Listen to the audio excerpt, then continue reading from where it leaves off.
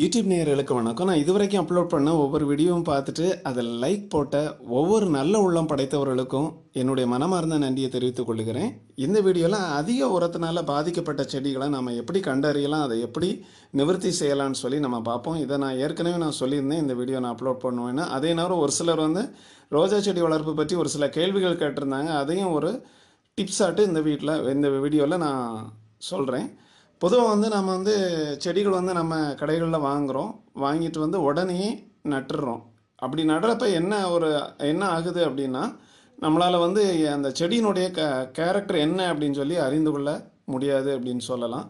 அதனால் நான் முதல்ல அப்படி தான் வச்சுட்டு இருந்தேன். ஆனால் இப்போ அப்படி இல்லை. வாங்கிட்டு வந்தேன் அப்படின்னா 1 வாரத்துலேருந்து 10 நாள் வரைக்கும் இது மாதிரி செடியை மாடியில் ஒரு ஓரமாக வச்சுருவேன் அப்படின்னு சொல்லலாம். அப்போ அந்த செடியில் நிறைய மாற்றங்கள் உருவாகும். அதாவது இதில் ஒரு சில செடிகள் அதிக உரத்தின் நிமித்தம் இலைகள் கருகும் அப்படின்லாம்.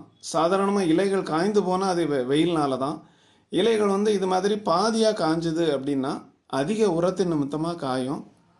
நர்சரியில் தானே வாங்குகிறோம், அவங்களுக்கு நல்லா தெரியுமே அப்படின்னு நாம் நினைப்போம். ஆனால் நர்சரியில் அவங்களே இது வளர்க்குறதில்ல, அவங்க பண்ணையிலேருந்து வாங்கி தான் நம்மள்கிட்ட விற்கிறாங்க. பண்ணையிலேருந்து இது மாதிரி கவரில் வாங்கி அதை தொட்டிக்கு மாற்றி விற்கிறாங்க.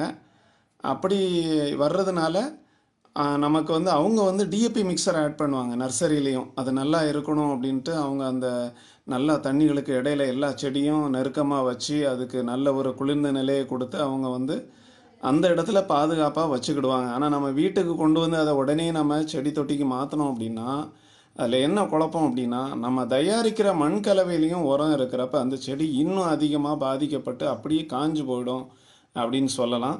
அதனால தான் நம்ம அதுக்கு இந்த மாதிரி பாதிக்கப்பட்ட செடியா அப்படின்னு அறிஞ்சிட்டோம் அப்படின்னா அதற்கான மண் கலவையில் நாம் சேர்க்கக்கூடிய அந்த உரத்தை உரத்தின் அளவை நாம் குறைச்சிக்கிடுறது நல்லது. அதுவும் குறிப்பாக இந்த கோழி கழிவு உரம், அப்படி இல்லை அப்படின்னா மாட்டுச்சாண உரம், இது ரெண்டையும் தவிர்த்து கொள்வது நல்லது அப்படின்னு சொல்லலாம். அதை அப்படி இல்லை அப்படின்னா நல்லா மக்கிய உரத்தை நாம் ஆட் பண்ணிக்கிடலாம். அதுக்கப்புறம் ஒரு சிலர் வெயிலில் வைக்கலாமா அப்படின்னு கேட்டாங்க, வெயில் படாமல் வைக்கணுமா அப்படின்னு கேட்டாங்க. ஒரு சிலர் என்ன மாதிரியான லொக்கேஷனில் வைக்கலாம் அப்படின்னு கேட்டாங்க. நீங்கள் உங்கள் வீட்டில் எங்கே இடம் இருக்கோ அங்கே வச்சுக்கிடலாம். ஆனால் என்னென்னா வெயில் ரோஜா செடிக்கு மிக மிக அவசியம் அப்படின்லாம். கட்டிங்கில் வளர்க்குறப்ப மட்டும் வெயில் படாமல் கூட நம்ம அதை பாதுகாத்துக்கிடலாம். செடி தொட்டி அடுக்கி வைக்கிறது நீங்கள் பார்க்குறீங்க, இது மாதிரி கிழக்குலேருந்து ஆரம்பித்து மேற்குக்கு அப்படி நேராக போகிற மாதிரி லைனாட்டு நீங்கள் செடி தொட்டிகளை அடுக்கி வச்சிங்க அப்படின்னா அந்த ஒரு செடி தொட்டியோட நிழல் இன்னொரு செடி தொட்டியோட மேலே பட்டு நிழல் சரியாக இருக்கும். ஆனால் வடக்கு மேற்காக வச்சிங்கன்னா அந்த செடி தொட்டியோட நிழல் மாடி மேலே தான் படம். இது நான் சாம்பிளுக்கு தான் இப்படி சும்மா தான் வச்சுருக்கேன். அதனால் இந்த மாதிரி வைத்தீங்க அப்படின்னா அந்த செடி தொட்டி நல்லா ஹீட் ஆகும்லாம். நீங்கள் ஒரு பக்கெட் தண்ணியை வச்சு பார்த்துட்டு மத்தியானம் போல் பார்த்தீங்கன்னாலே அந்த தண்ணியே நல்லா கொதிக்கும் அப்படின்லாம். இந்த மாதிரி வச்சு நீங்கள் என்ன தான் தண்ணி ஊற்றினாலும் ரோஜா செடியினுடைய வேர்கள் அப்படியே வெந்து ரோஜா செடியே கருகி போயிடும் அப்படின்னும் சொல்லலாம்.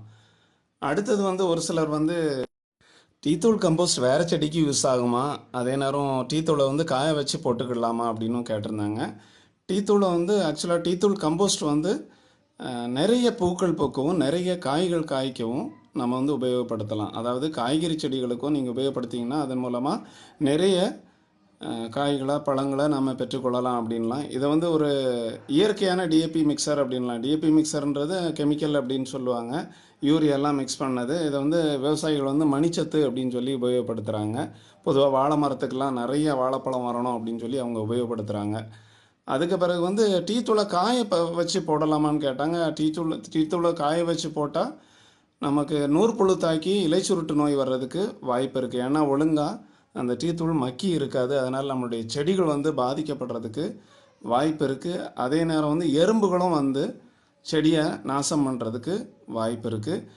ஒரு சிலர் நம்ம கம்போஸ்ட் தயாரிக்கிறப்ப புழு வருமானு கேட்டிருந்தாங்க. பொதுவாக டைரி ப்ராடக்ட்ஸ் சேர்த்தா கம்போஸ்டில் புழு வரதான் செய்யும். நான் அதை ஒரு வீடியோவில் நான் லாஸ்ட்டாக முடிவில் காட்டியிருந்தேன். டீத்தூளும் பாலாடையும் சேர்த்து தயாரித்த கம்போஸ்ட்டு. அப்படி பண்ணுறப்ப வெறும் அது மட்டும் போட்டால் அதில் புழுக்கள் வரதான் செய்யும்.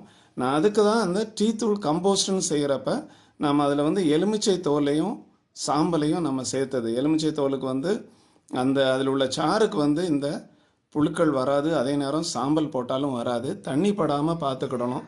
தண்ணி பட்டுதுனால அது அதனுடைய எஃபெக்ட் நாளடைவில் தண்ணி படப்பட அதனுடைய எஃபெக்ட் போய் ஏன்னா தண்ணி வந்து கீழே வடிஞ்சு போயிடும் அப்படின்றப்ப அந்த எஃபெக்ட் போய் புழுக்கள் வர்றதுக்கு வாய்ப்பு இருக்குது. ஆனாலும் அந்த அளவுக்கு நிறைய புழுக்கள் வராது அப்படின்றது தான் உண்மை. நீங்கள் வேணால் செய்து பாருங்கள், உங்களுக்கு தெரியும். அப்புறம் வந்து ஒரு சிலர் கொஞ்சமாக தயாரிக்கலாமா அப்படின்னு சொன்னாங்க. நான் இந்த செடி தொட்டி வச்சுருக்கேன் இல்லையா, இந்த மாதிரி டப்பாவில் கூட நம்ம வந்து தயாரிக்கலாம். அதில் கீழே ஓட்டை போட்டு நீங்கள் வீட்டில் இடம் இல்லாதவங்க வந்து பால்கனிலேயோ இல்லைனா வீட்டில் ஒரு ஓரமாகவோ நீங்கள் சைடில் ஒரு தட்டு வச்சு அடியில் தட்டு வச்சு அதுக்கு மேலே இதை வச்சு கூட தயாரிக்கலாம். அதை மூடி வைக்கிறப்ப மேலே மூடியில் 2-3 ஓட்டை போட்டு நம்ம வைக்கிறது நல்லது. ஏன்னா காற்று அவசியம். அப்போ தான் நல்லா அது மக்கி தயாராகும் அப்படின்னு சொல்லலாம். Thank you viewers. இந்த வீடியோ உங்களுக்கு பிடிச்சிருந்துன்னா ஒரு லைக் பண்ணுங்கள். பபாய்.